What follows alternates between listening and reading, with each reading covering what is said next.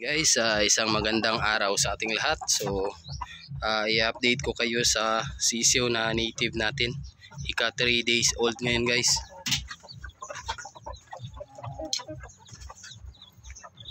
So, yan. Yan yung update ng 3 days old natin na pasisiw. So, yan. Native natin na manok. So, yan. 13 guys. Yan. Yan yung update. So, malulusog yung ating mga pasisyo.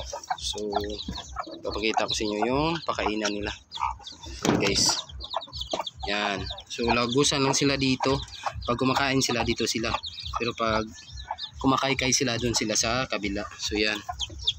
So, todo kaykay kasi yung ating inahin. Kaya, sa tubig napupunta yung mga ibang pagkain.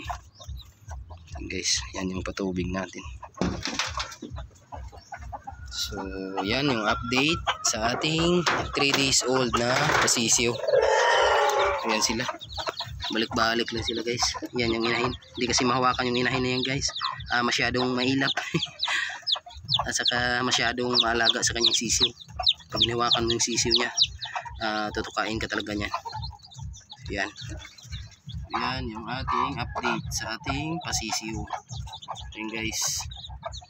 Yan. 3 days old. Ayan. So, subok natin na inahin yan, guys. So, timing lang talaga na hindi nagsabay yung pangingitlog ng ating shamu dito sa paglimlim ng ating native na hen. So, yun lang, guys, muna yung update ngayong araw dito sa ating munting manukan. So, God bless to everyone at happy farming.